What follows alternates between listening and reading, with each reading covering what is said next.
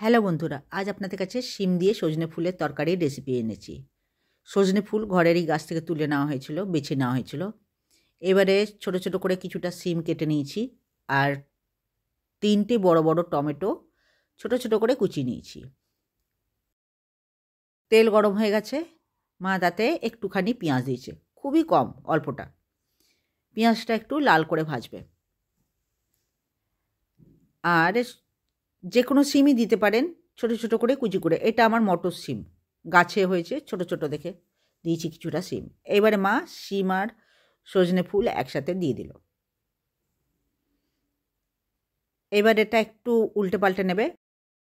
Half চামচ মতন রসুন দিল, রসুন বাটা। নুন দিচ্ছে পরিমাণ মতো থেকে একটু কম।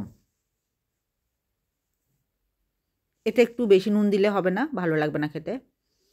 এবারে মা হচ্ছে ধনে জিরে গোলমরিচ গুঁড়ো হাফ চামচ, হলুদ দিল ছোট চামচের 1 চামচ। এবারে এটাকে ভালো করে কষাবে।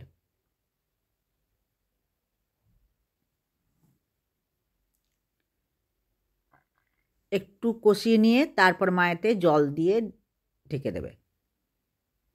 এখন বেশি করে কষাবে না, কিছুটা কষিয়ে এটা জল দিয়ে ঢেকে দেবে, কারণ পরে আবার ভাজতে হবে। এবার জল ঢেলে দিল। এবার ঢাকা দিয়ে 5 মিনিট রেখে দেবে।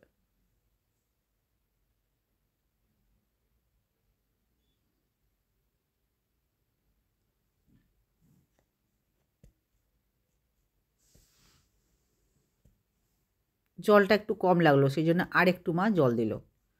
শিমগুলো সজনে ফুলগুলো সেদ্ধ হওয়ার জন্য আর একটু জল লাগবে। এবার ঢাকা দিয়ে দিল। এবারে ঢাকা খুলে দিয়েছে 5 মিনিট পর। এখন একটু আধটু জল আছে। এবারে মা এতে টমেটো কুচিগুলো সবটা ঢেলে দেবে। এখন শিমগুলোও ভালো করে সেদ্ধ হয়নি। মা একটা শিম তুলে দেখে নিল। এবারে সব টমেটো কুচিগুলো দিয়ে দিল।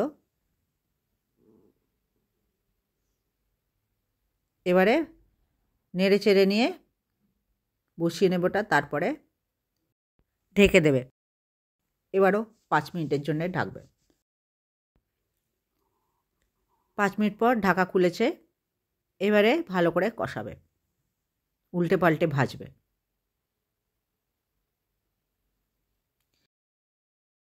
এইভাবে আপনারাও শিম আর সজনে ফুলের তরকারি রান্না করে খেয়ে দেখবেন। এটা রুটি এবং ভাত দিয়ে খুব ভালো লাগে খেতে।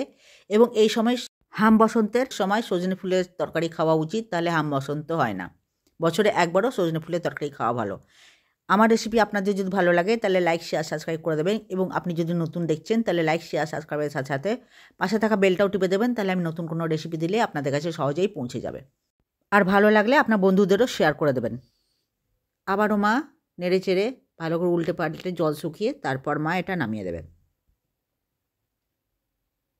জলটা প্রায় শুকিয়ে গেছে, সেদ্ধও হয়ে গেছে। এভাবে আপনারা করে খেয়ে দেখবেন। আপনাদের যদি ভালো লাগে তাহলে কমেন্ট করে জানাবেন কেমন হয়েছে। আর এই তরকারি ডাল ভাত দিয়ে খেতে খুব ভাল লাগে, শুধুও খেতে ভাল লাগে, রুটি পরোটা দিয়েও খেতে খুব ভালো লাগে।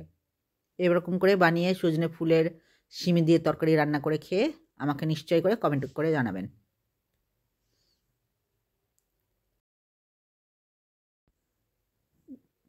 ভাজা হয়ে গেছে।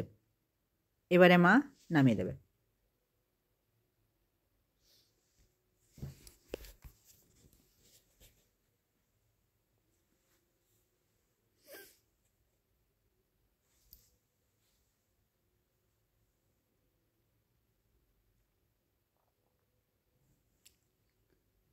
জলটা একটু ছিল, মা তাই জন্যে একটু জল শুকাতে ছেড়ে দিয়েছিল, পুরো শুকিয়ে গেছে।